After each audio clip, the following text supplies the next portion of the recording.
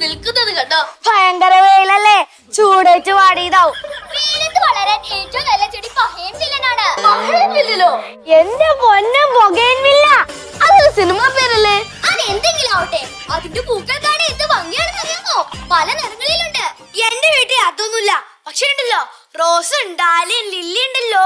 ഇതെല്ലാം നിന്റെ ചേച്ചിമാരാണോ? എന്റെ പൊന്നപ്പൂ, ഇതൊക്കെ പൂക്കളുടെ പേരാ, നീ ഇതൊന്നും കേട്ടിട്ടില്ലേ? എന്റെ വീട്ടിൽ ജമന്തി ഉണ്ടല്ലോ. ചമ്മന്തിയോ? അതെന്റെ വീട്ടിലുമുണ്ട്.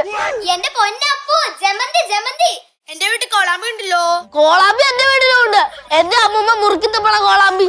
അതല്ല, കോളാമ്പി പൂവാ. റോസാ ചെടിയുടെ കാര്യത്തിൽ തീരുമാനമായി. നനച്ചു കൊടുക്കാത്തോണ്ട് ഉണങ്ങിപ്പോയത്. ടോമായിരുന്നു നനച്ചുകൊണ്ടിരുന്നതാ. ഒരാഴ്ചയായി സ്കൂളിൽ വന്നിട്ട് പനിയാണെന്നാ പറഞ്ഞത്. ടോമൊരു അഹങ്കാരിയാ. ഞാൻ ഇതിൽ നിന്നൊരു പൂ പറിക്കാൻ പോയപ്പോൾ അവൻ എന്നോട് വല്ലാതെ ദേഷ്യപ്പെടും. എന്നിട്ടിപ്പൊ കണ്ടില്ലേ ഉണങ്ങി കരിഞ്ഞു നിക്കണത്? അവ പനി കഴിഞ്ഞു വരുമ്പോൾ ഈ റോസാ ചെടി ഇവിടെ ഉണ്ടാകരുത്. അങ്ങനെ വിചാരിക്കൊന്നും വേണ്ട, ചിലപ്പോ നാളെ കിളിർത്തും വരും. അങ്ങനെ സംഭവിക്കില്ല മോളെ. ഞാൻ ഈ ചൂടുവെള്ളം ഇതിന്റെ ചോട്ടിലേക്ക് ഒഴിക്കും. ചൂടുവെള്ളം ഒഴിച്ച ഏത് ചെടിയും നശിച്ചു. ഹലോ, എന്താ പരിപാടി? റോസാ ചെടിക്ക് ചൂടുവെള്ളം ഒഴിക്കുകയാണോ? ഞങ്ങൾ ഒഴിച്ചില്ല. ഈ ഉണങ്ങിയ റോസാ ചെടി കൊണ്ട് എന്ത് പ്രയോജനം? ആ ടോം വെള്ളം ഒഴിച്ചു കൊടുക്കാത്തത് കൊണ്ടല്ലേ ഇത് ഉണങ്ങിപ്പോയത്? ഉണങ്ങിയതിനെ വീണ്ടും തളർത്ത് പുഷ്പിക്കാൻ സഹായിച്ചു കൂടെ? ഞങ്ങൾ എന്തിനു സഹായിക്കണം? ആ ടോമല്ലേ ഇതിന് വെള്ളം ഒഴിച്ചു കൊടുക്കേണ്ടത്. ടോമിന്റെ പകരക്കാരനാവാൻ നിങ്ങൾക്ക് കഴിയണം.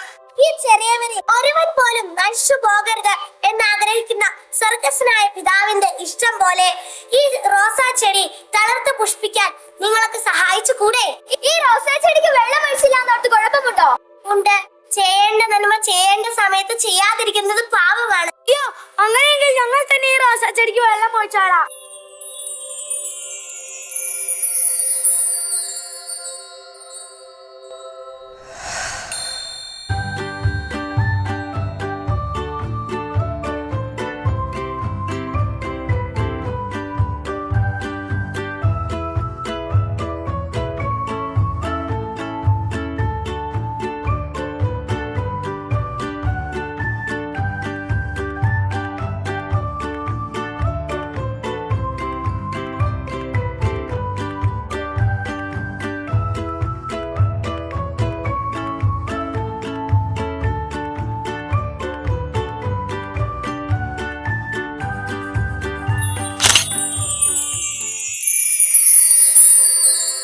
സ്നേഹത്തിന്റെ നിറവും മണവും പരത്തുന്ന റോസാപ്പൂക്കൾ ഈ മണ്ണിൽ നമുക്കും വിരിയിക്കാൻ കൂട്ടുകാരെ.